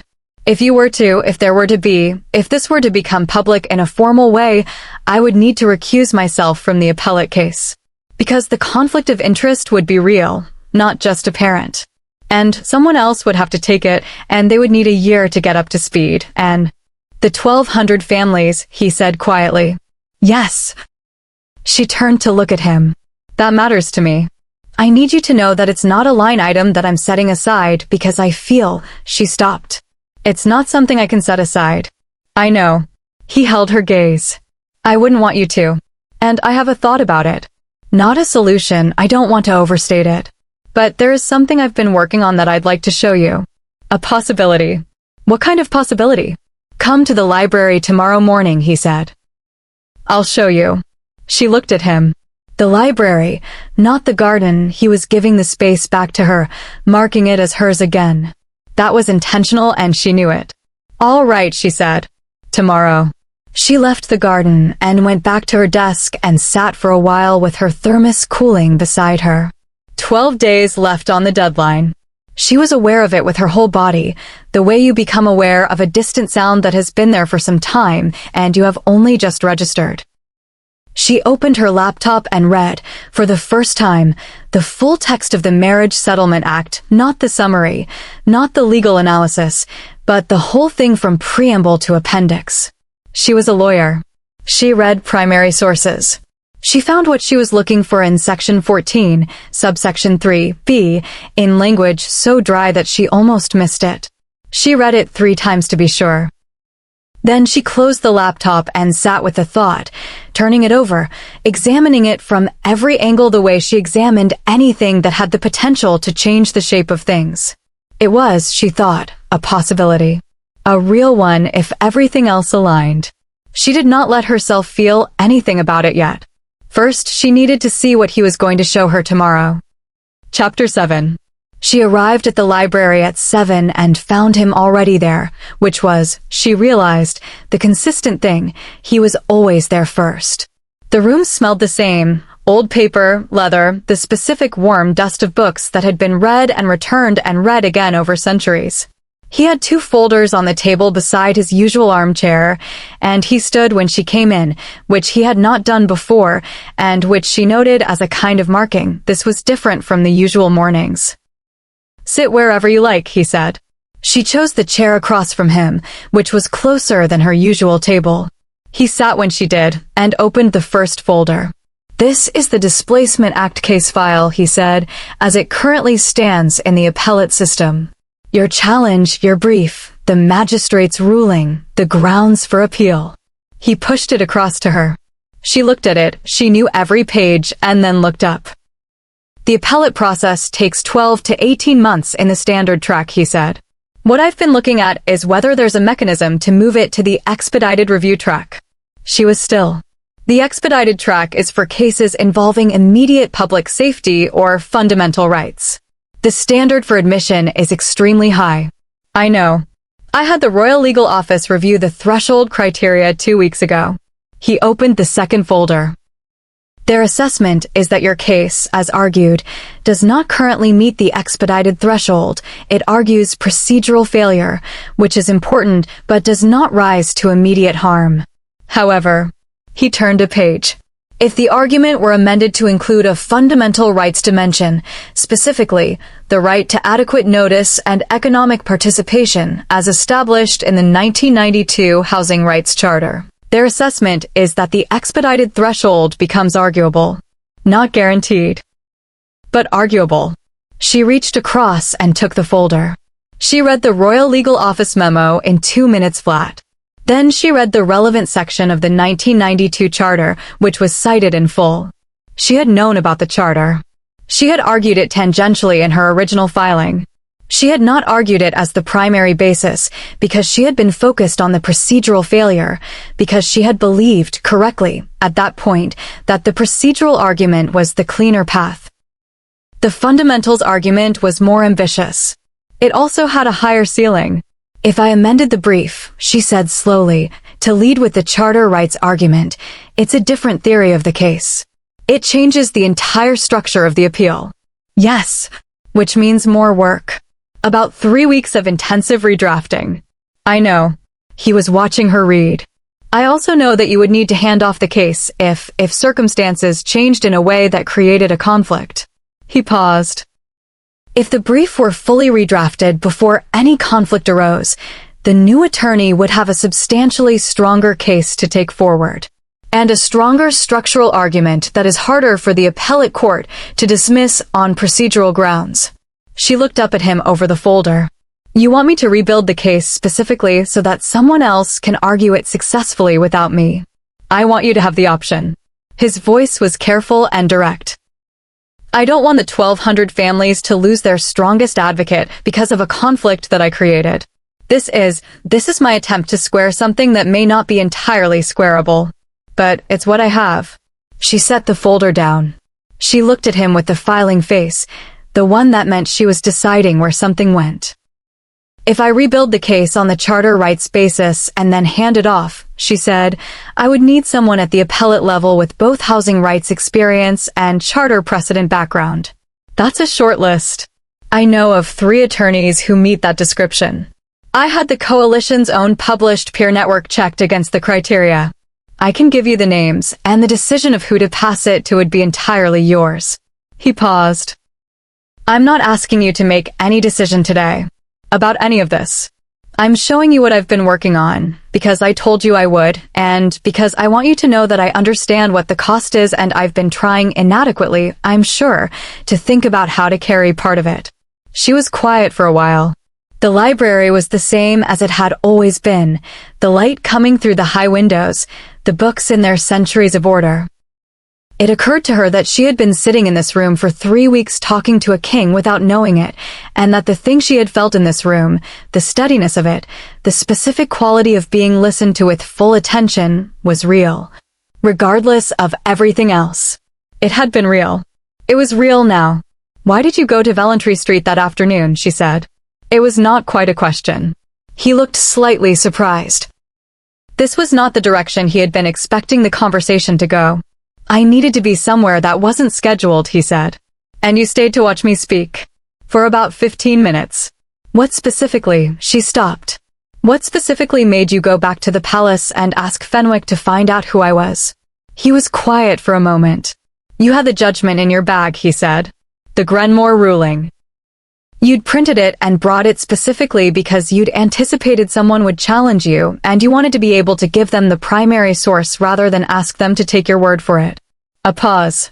I'd spent 9 years surrounded by people who either had no specific information or had more than enough and withheld it for strategic reasons. You were standing on a courthouse step at no personal benefit to yourself, giving a specific document to a skeptical stranger because the document existed and they deserved to have it.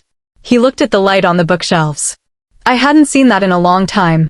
I'm not sure I'd seen it with quite that clarity before. She sat with this for a while. Aldric, she said. He looked at her. I read Section 14 subsection 3b of the Marriage Settlement Act last night. A beat. His expression shifted into something careful, and then into something she had not seen on him before, a quality of extreme stillness, the stillness of a person who is trying not to move too fast towards something they want very much. Subsection 3b of the Marriage Settlement Act said, "Nothing in this act shall prevent the sovereign from presenting to Parliament a candidate for formal consideration who is not included on the approved list, provided that the sovereign presents written evidence of a formal declaration of intent to Parliament no fewer than 14 days before the 90-day deadline." It was a loophole. Not a large one. Parliamentary approval of an off-list candidate was not guaranteed. In fact, it would require a 2/3 majority in the lower chamber, which was not a certainty. But it was a provision that existed. It had been written in, she suspected, by someone long ago who had understood that arranged lists and human hearts did not always agree, and had left a crack in the door. She had been a lawyer for 6 years. She knew how to read a door left ajar. "I haven't decided," she said. "I want to be completely clear about that. I haven't decided anything, and I'm not going to decide in this room this morning." "I know," he said. His voice was very quiet. "But I wanted you to know that I found it. In case she stopped. In case it was relevant to how you were thinking about the next 12 days. "It's relevant," he said. She looked at the folders on the table. She thought about 3 weeks of mornings in this room, and the garden, and a gray sweater, and a man who had made a note immediately, without ceremony. She thought about 1,200 families and an appellate brief that she was going to have to spend 3 weeks rebuilding if she was going to hand it off properly. "I'm going to start on the redraft today," she said. "The Charter Rights argument. I want to begin from the preamble and build it correctly from the ground up." "Is there anything you need that you don't already have?" The 1992 legislative history. The full parliamentary record, not just the charter text. He went to the bookshelf immediately, with the ease of someone who knew the room by heart, and returned with a bound volume. He set it on the table beside her folders. Then he sat back in his armchair and picked up his book. She opened the legislative history and began. They sat in the library for 2 hours, and she worked and he read, and the light moved across the high shelves, and she thought, "Whatever I decide, this is real. Whatever else is true, this is the realest room in the building." Chapter 8. The next 11 days had a quality she had not experienced before, which was the quality of things proceeding on 2 tracks simultaneously, the ordinary and the extraordinary living in the same hours without being able to look directly at each other. On the ordinary track, she finished the 3rd legislative review, which Griff received and filed. She began the redraft of the appellate brief, which was harder and more rewarding than she had anticipated. The charter rights argument opened up dimensions of the case that her original procedural focus had not explored. And by the 3rd day, she had found a line of precedent in the 1999 social equity cases that strengthened the argument substantially. She worked 12-hour days and filled 3 legal pads and drank more coffee than was medically advisable. On the extraordinary track, she and Aldric met every morning, sometimes in the library, sometimes in the garden when the day was dry. The conversations had changed. There was something less guarded in both of them now, something that had come with the revelation and survived it, and she found herself in dialogue with a person whose mind she was increasingly glad to be in conversation with. He pushed back when he disagreed, which he did not always do gently, but did always do honestly. He asked questions she had not been asked before. Not just what she thought, but why she thought it, what had formed the opinion, whether she'd changed her mind about it in the last year. She had, she discovered, changed her mind about several things. This was unusual. She was not a person who changed her mind easily, because she did not form opinions carelessly. But he had a way of asking that made her trace the opinion back to its source, and sometimes when she traced it back, she found something she had not previously examined. She acknowledged privately, in the 9th day of what felt like falling, the particular kind of falling that is not dramatic or swift, but is instead the slow, undeniable tilt of a structure that has been shifting its center of gravity for weeks and cannot pretend otherwise any longer. On the 10th day, she finished the brief. It was 3 in the afternoon and she had been in the converted storage room. Her office, she still called it that. She had come to have a complicated affection for its stuck window for 9 hours straight. And when she read the last paragraph and set down her pen, she sat for a full minute in the particular exhausted stillness of work that is done. It was good. She knew her own work well enough to know when it was good, and this was. It was better than the original filing. More ambitious, more precisely argued, built on a foundation of rights language that the appellate court would have genuine difficulty dismissing on procedural grounds. The 3 attorneys on Aldric's list were all capable of taking it forward. She had already mentally ranked them. She gathered the brief into a folder and walked down the corridor to Griff's desk and left it with a note, for the King's attention. She had no address more specific than that. Then she went back to her office and sat and looked out the stuck window at the late October afternoon and thought about 1,200 families and the appellate process and a provision in subsection 3b, and the very clear, very steady feeling in her chest that had been building for 30 days. She took out a piece of paper. She wrote for about 20 minutes. Then she folded the paper and went to find Griff. Aldric received both items at the same time, late that afternoon. The brief and the folded paper. He read the brief first, which took him an hour, stopping 3 times to reread specific sections. The charter rights argument was elegant and precise, and he was aware, reading it, that he was reading something that had taken significant personal cost to produce, not just time, but the willingness to hand off something she believed in to someone else's custody, and to do it carefully enough that they could actually win. He set the brief aside and opened the folded paper. It said, "I have been thinking about what it would mean to walk towards something rather than around it. I have been thinking about this for 11 days, and I've decided that I am, as a rule, a person who walks toward things. I'm not sure I know how to be otherwise. I have also been thinking about what you said in the library 3 weeks ago, that you remember everything I say. I believe you. I believe it because you have demonstrated it, specifically and consistently, which is different from claiming it. What I am not able to promise is that I will be a person who fits comfortably into the shape that institutions require of the people adjacent to them. I am aware that this is a significant caveat. I think you are also aware of it, which is why I am not diminishing it by pretending it is small. What I can say is this. The morning in the garden when I told you that I prefer the garden to the library, I was also saying something else. You understood what it was. I would rather say the rest of it in person." He found her in the garden the following morning at 6:45, which was slightly earlier than their usual time and which she had not requested, but which she was, in some way she would not have been able to explain, expecting. He had no folder, no documents, nothing in his hands. He stood 3 feet away in the gray morning, and she could see on his face the thing she had been watching be controlled for months, not controlled now, or only barely, the full weight of it visible in the way it very rarely was. "You said you'd rather say the rest of it in person," he said. "I did." "Then say it." She looked at the garden. The last of the copper leaves were down. The espaliered trees were bone bare now, trained into their shapes, beautiful in the absence of ornament. She thought about what it meant to be in a shape someone had trained for them, and what it meant to be in a shape they had grown into themselves. She thought about 9 years of scheduled afternoons and a man who had walked down Valtoria Street because he needed somewhere unscheduled. "I came here angry," she said. "I was managed into proximity with you under false pretenses, and I had every right to be angry, and I was. I still am, in the places where anger belongs. I'm not setting it aside. I want you to know that. I know. And I came here also, or I became, over the time I was here, someone who looked forward to the morning. That is not a small thing for me. I am not a person who looks forward to things easily. He was very still. I have finished the brief, she said. I've identified the attorney who should take it. She's the best in the charter rights field, and she will do it correctly.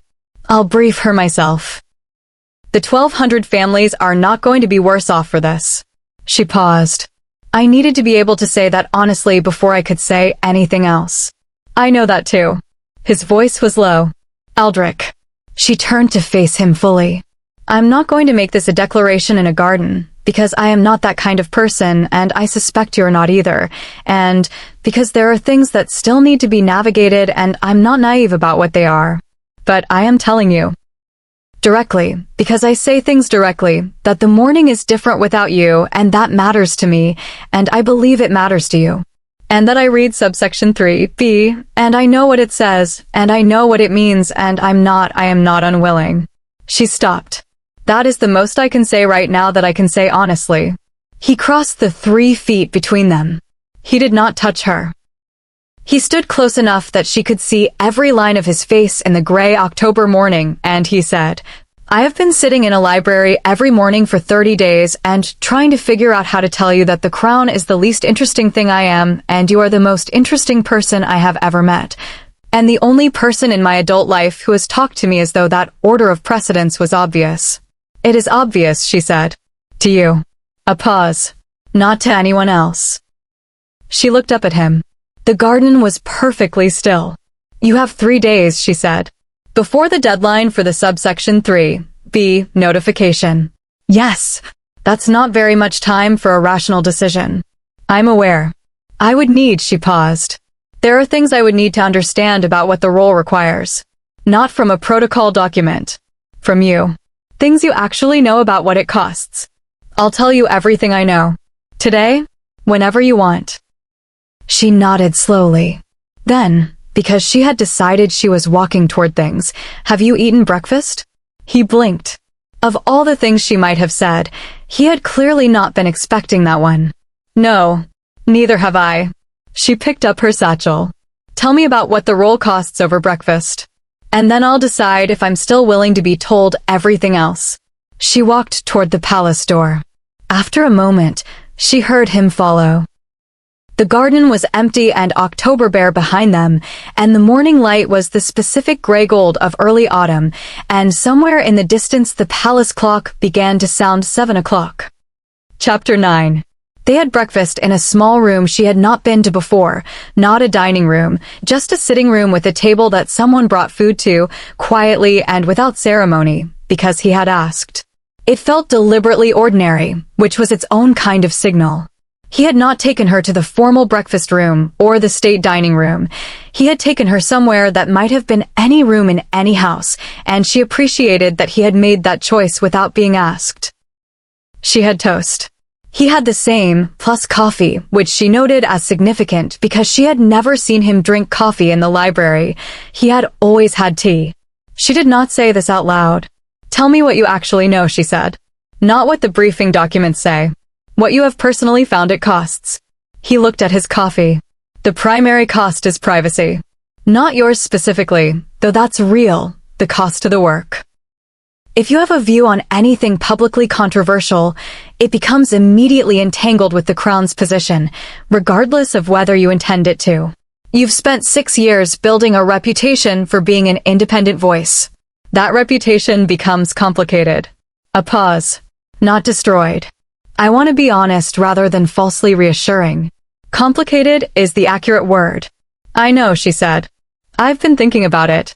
The consultation framework, if it becomes law, will be law I signed, and you will have been the architect of it. That is going to be read as influence, and some people will use it to challenge both of us. Let them challenge, she said. The framework is right. If it's challenged, it can be defended. She looked at her toast. What else? The parliamentary approval process under subsection 3b is a public vote. Your name, your background, your case history will all be in the public record during that process. The Herald piece was mild compared to what a parliamentary debate would produce. She thought of her 3 dresses and the resold coat and the 1,200 families and the fact that she had always known, in some abstract way, that doing work that mattered meant being in rooms where people with power were watching. She had never loved it. But she had never run from it either. "I've been in rooms where people with power were watching for 6 years," she said. "I know how to be in those rooms." "You do," he said, and the warmth in his voice was the specific warmth of a person who had watched her be exactly that. "I know you do. I saw it on Valtoria Street." She looked at him. "You were watching me for a long time before you introduced yourself." "Yes, that should perhaps concern me." "It might." A hint of the dry quality she had come to associate with the version of him that was not performing. "But I don't think it does." "No," she agreed. "It doesn't." A pause. "For the record, I was also watching you. In the library. I was aware of you watching me, and I was aware that she stopped. That I was not as bothered by it as I probably should have been." He looked at her with that expression, the one she had first seen in the autumn gala, the one that was not controlled ease. "What else do you need to know?" he asked. "The 12 candidates," she said. "I want you to tell me what you're going to tell them."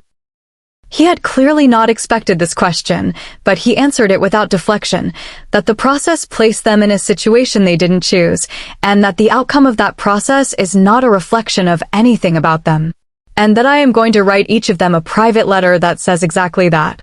"Good." She looked at the garden through the sitting room window. "The bare espaliered trees. And your parliament. A 2/3 majority in the lower chamber is achievable. There are 46 members I'm confident of. I need 31 more. That's not a certainty." "No, it's not. The process could fail." He said it steadily. "If it does, I will need to choose from the parliamentary list, and I will have caused you public scrutiny and professional complication for nothing." He paused. "I believe in the probability. I cannot guarantee the outcome." She looked at him. A man sitting at an ordinary table with coffee and toast, telling her the honest thing. That the process could fail, that he couldn't guarantee it, that the risk was real. She thought about how different that was from most people with power who wanted something, the usual assurances, the smoothing over of uncertainty. "I know," she said. "And I'm telling you that I understand the probability and I understand the risk, and I'm still here having breakfast." The morning light was coming stronger through the window. He looked at her with the full weight of 30 days of mornings, and she looked back, and what passed between them in that sitting room was not a declaration in the formal sense. There was no ceremony, no elevated language, nothing designed for anyone else's consumption. It was simply 2 people looking at each other in the honest way, both fully aware of what the other was offering and what they were accepting, and both saying yes with the specific quietness of people who mean things. She reached across the table and took his coffee, tasted it, and set it back. "You drink it the same way I do," she said. "I started making it stronger about 3 weeks ago," he said. "Someone's influence." She smiled, which was the full smile, not the controlled professional one, the real one, which she understood was not something she gave easily, because he looked at it like it was something he had been waiting to see. "File the notification today," she said. "The subsection 3B. Notification. 3 days is not much time, and the administrative process has components I imagine are not small. I'll have Dorian begin this morning. And the letters to the 12 candidates. Today." She stood up from the table. "I'm going to brief the attorney on the Displacement Act case this afternoon. I'd like to have her up to speed before the parliamentary notification becomes public. Once it does, the connection will be made, and I want the case to be visibly in her hands, not mine." "That's careful." "I'm always careful." She picked up her satchel. "And then I'm going to go back to my office and do the rest of the work I was brought here to do, because it is good work and it deserves to be finished properly." She looked at him. "Will you still be in the library tomorrow morning?" "Where else would I be?" "Good." She walked to the door. Then she paused, because she was not someone who left the most important thing unsaid if she could help it. She turned back. "Aldric." He was already looking at her. "What you said in the library, about the Grenmore judgment. About the clarity of it." She paused. "No one has ever told me that what I do is clarity. The work, yes, people say the work is good. But not that." She stopped. I wanted you to know that it mattered. What you saw on Valentry Street. That it mattered that you saw it as clearly as you did. He was very still. I know what you do is important, he said quietly. I've always known that. I'm beginning to understand how much it's cost you to do it. And I'm aware that what I'm asking you to consider will cost you more. I don't take that lightly. I know you don't. She looked at him, the library person, the garden person, the breakfast person, none of whom were performances and all of whom were the same man. That's why I'm still here. She left. In the corridor, she stopped and leaned against the wall for a moment, eyes closed, feeling the full weight of everything that was in motion. The brief, the case, the attorney she was going to call, the notification that would be filed today, the parliamentary vote that was not guaranteed, the 12 candidates who deserved private letters, the fact that she had just eaten breakfast with a king who drank the same coffee she did and had changed how he made it 3 weeks ago. She breathed out slowly. Then she opened her eyes and went back to work. The official notification under subsection 3(b) was filed at 2:15 that afternoon. By 4 o'clock it was public record. By 5 o'clock it had been confirmed by the palace's communications office in a 2-line statement that gave her name and described her as a civil rights attorney and legal consultant whose work on civic equity legislation has been a significant contribution to the current parliamentary session. Her phone rang at 5:15. It was Harriet who said, I am going to need you to sit down. I know, Celia said. Did you know about this before? Is this why? I'll tell you everything, Celia said. Can you come to the palace?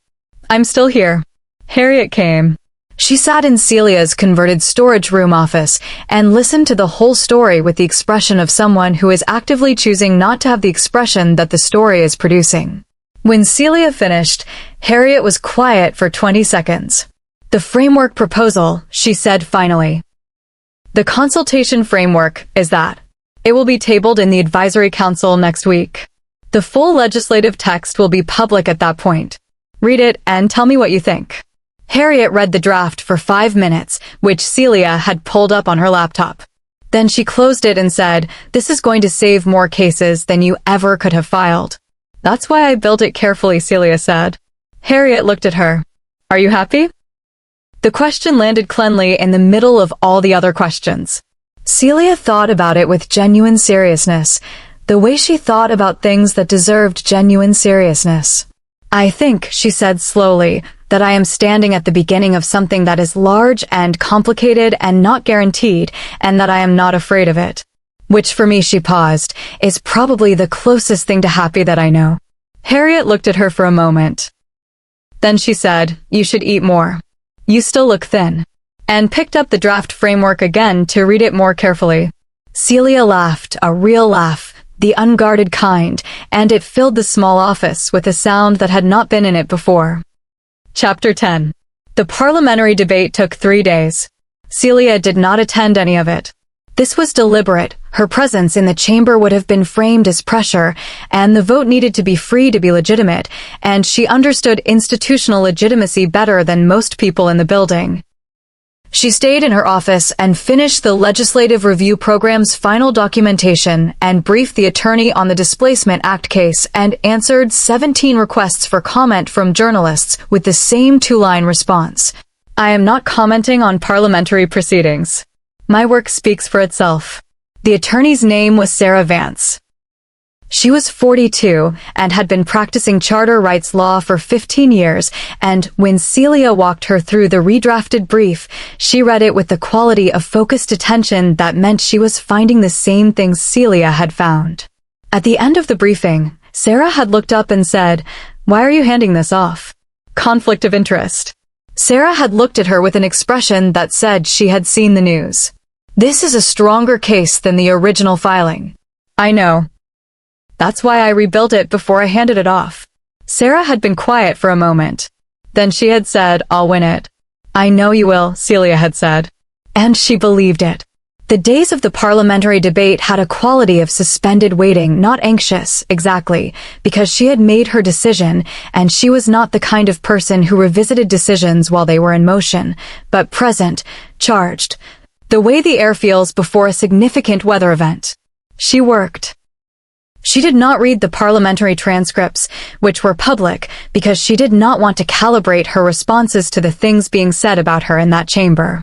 She would read them later. Aldric sent a note on the second day. The debate is proceeding. Dorian's count is 49 confirmed and 12 still undeclared. He believes it is achievable. So do I. Whatever happens tomorrow, I want you to know that the past 6 weeks have been. I don't have adequate language for what they have been, which is unusual for me. I will find better language when this is resolved. She wrote back, I will be in the library at 7 tomorrow, regardless of the outcome.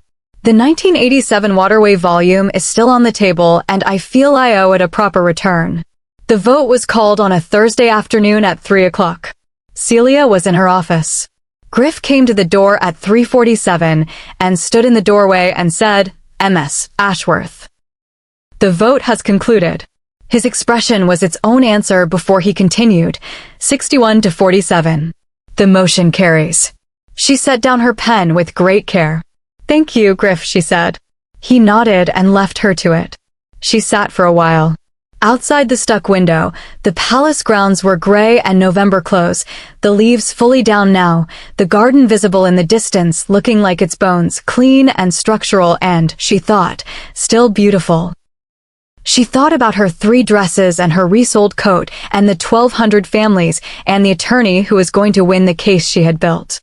She thought about a gray sweater and a library and the specific warmth of being asked questions by someone who actually wanted the answers. She allowed herself, fully and without reservation, to feel it. Relief and something warmer, and the particular quality of standing at the edge of something enormous with both feet planted and her balance certain. Then she picked up her pen and finished her paragraph. He came to the library at 7 the next morning. She was already there, the 1987 Waterway volume in hand, prepared to shelve it in its proper location. She turned when the door opened, and he stopped in the doorway in the gray sweater, and she looked at him across the room that had been theirs for 6 weeks, and they simply looked at each other for a moment. 61 to 47, she said. Yes, Dorian should feel good about his count. He does. He expressed it in the measured way that is his preference, but he does. He came into the room, and she crossed to the shelf and slid the legislative volume back into its correct place with the small satisfaction of order restored. When she turned around, he was standing close, the closest they had been in this room, which had previously been a room with furniture between them. I said I would find better language, he said. You did say that. I'm not sure language is going to be adequate, he said, which remains unusual for me. She looked up at him. Then don't use it yet. You have time. He reached up slowly, with the quality of someone who has thought about this moment and is approaching it carefully, and tucked a strand of her hair back from her face with a gentleness that was so precisely calibrated to exactly what she could receive in this room in this morning that she understood, in a complete and settled way, that he knew her. Not the version of her in the files, or the newspaper photographs, or the appellate court records. The version of her that existed at 7 in the morning with cold coffee and annotated margins, and the honest things being said without rehearsal. The consultation framework goes to the advisory council on Monday, she said. Her voice was steady. Yes, I want to be there. In an official capacity. Not as your, she paused. Not in that role yet. As the architect of the framework, presenting to the council on its merits. Already arranged, he said. Griff sent the meeting invitation yesterday. She looked up at him. You were that certain? I was that hopeful. A pause. There is a difference. She thought about his note. I don't have adequate language for what they have been, and the morning in the garden when he had said, I remember everything you say, and the way he had made a note immediately about the independent secretariat, without ceremony, because the thing she said was useful and true. She thought about all the small, consistent, unperformed things. Yes, she said quietly. There is. She stepped forward the remaining distance between them and let him hold her, which was not a dramatic thing, was in fact the most ordinary thing. 2 people in a library in the morning, standing still together, and it had the quality of something right-sized. Something that fit the actual contours of what they were rather than what the occasion might have required them to perform. She thought, this is what I look forward to in the morning. Not the abstraction of it. This. They stood for a while. Outside the high windows, the November sky was doing something interesting, clearing, the clouds separating to let through a stripe of pale gold light that moved across the bookshelves and the reading table and the armchair that had been his every morning for 6 weeks. There will be a formal betrothal ceremony, he said. His voice was quiet, close. Parliamentary tradition requires it. It will be large. Public. The opposite of this room. I know. You'll hate parts of it. I'll get through the parts one hate. She pulled back enough to look at him. And I'll reform the parts that need reforming from the inside, which is the most effective way to reform anything. I have views about the betrothal speech. He almost smiled. Do you? I have several views. I'll share them at an appropriate juncture. I look forward to it. She stepped back and collected her satchel from the table, where it had been since she'd come in at 7. Order reestablishing itself, the ordinary things resuming their ordinariness, but differently now, the ordinary things inhabiting a new shape, the way a room looks different once you've rearranged it into something that fits better. The advisory council will have questions on Monday, she said. I've anticipated most of them. But there will be one. From Minister Holborn, because Holborn always asks it, about what this framework costs the development timeline in practical terms. I want to walk through the response with you before Monday. Can you do Sunday evening? Yes, he said. The formal sitting room is available. Or, somewhere less formal, if you prefer. Somewhere less formal, she said. Bring the framework draft and the development sector economic projections. I'll bring coffee. You don't trust Palace coffee. I'll bring enough for both of us. He looked at her with the expression she had come to love, the open, unguarded one, the one that let through everything he was usually careful about containing, and said nothing, which was its own kind of language and perfectly adequate. She went to the door. Paused, as she sometimes did. Aldric. Yes. The morning. She kept her back to the room. It's different with you in it. I wanted to say that plainly. Before the ceremonies and the formal occasions and all the rest of it, I wanted to say it here first, in this room, plainly. Behind her, she heard the quality of stillness that was his answer before he gave it in words. It's different with you in it too, he said. Every morning since October. She nodded once, to the door, to the corridor, to the long morning that was waiting. Sunday evening, she said. Don't be late. She went out into the palace hallway, which was large and formal and already filling with the day's beginning, staff moving purposefully, voices in distant rooms, the institutional machinery of the place resuming its Thursday morning operation. She walked through it with her satchel and her thermos and the sure, quiet feeling of a person who knows exactly where they are going, and walked toward the work. The advisory council meeting on Monday was 2 hours long. Celia presented the consultation framework in 35 minutes and took questions for 45 more. Minister Holborn asked the development timeline question precisely as she had anticipated, and she answered it with the efficiency data from Section 3 and the feedback loop reframing, and Holborn sat back and said, "That's actually quite sensible," which was, in political terms, a standing ovation. The framework was approved in principle for full drafting with a 7-2 vote. She shook hands with council members and gathered her documents and walked back through the palace to her office, and at the door she found a handwritten card on the desk. It said, 7-2. She turned it over. On the back, the garden. She went. He was already there, standing in the November morning in the gray sweater, and the garden was fully dormant now, all structure and cold air and the specific silver quality of late autumn light. She stood beside him, and they looked at the garden together. The framework is going to work, she said. Yes, and the case will be won. Sarah will win it. I believe that too. She looked at him. He looked back. The silver light moved across the garden. There is a great deal of work still to do, she said. There always is, he agreed. I am not a person who finds that a discouraging thing. I know. His voice was warm with it. The specific warmth of a person who has paid attention, who has been watching and listening for weeks with full concentration, who has kept what he was given with care. I know exactly what kind of person you are. She considered this. Then she said, "Tell me." He began. He told her what he had seen on Valtoria Street, the judgment, already printed, in the bag. He told her what he had understood in 3 weeks of library mornings. That she thought in complete structures, not fragments, that she changed her mind when the evidence warranted it and held firm when it did not, that she asked for nothing she hadn't earned and gave everything that was hers to give. He told her what he had seen in the garden on the morning he had admitted the deception, and she had not raged and had not crumbled, but had simply, precisely, told him what she needed and waited to see if he was capable of providing it. He told her that she laughed differently when she thought no one was watching, not less, but fuller, with less of the professional composure that she kept very carefully maintained in public, and that he had been watching for those moments with the specific attention of a person who understands that they are seeing something valuable. He talked for a long time. The garden was cold and still around them, and the November light was pale and clear. When he finished, she said, "You did find better language. You gave me time."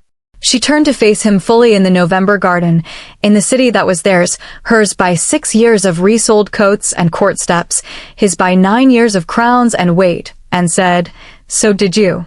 You gave me time when I asked for it, and you did not fill it with reassurance or pressure. You let me think." A pause. That is an extremely underrated quality in a person, and I am not going to let it go without saying so. Noted, he said quietly. She reached out and took his hand, not a dramatic gesture, just her fingers in his, in the cold morning air, with the palace around them and the city beyond, and everything large and complicated and alive with possibility. She had spent 6 years standing on courthouse steps in resold coats, giving judgments to strangers who deserved them, doing the work because it was right. She had not expected, on any of those mornings, to end up here. In a palace garden in November, holding the hand of a man who had memorized the way she packed up her legal pad and then changed how he made his coffee and then moved mountains, quietly and in the right order, because she had told him what mattered.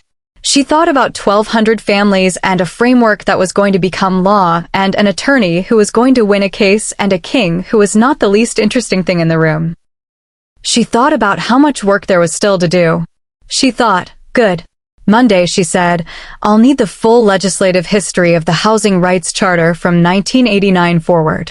The appellate court is going to need it in Sarah's filing. I'll have it on your desk by 8. And the independent secretariat candidates, I want to review them before we present to Parliament. I'll send them this afternoon. Good. She looked at the garden. The bones of it, bare and clear and trained into beauty by years of patient work. And Aldric. Yes. The betrothal speech. She looked up at him. I have 3 specific notes.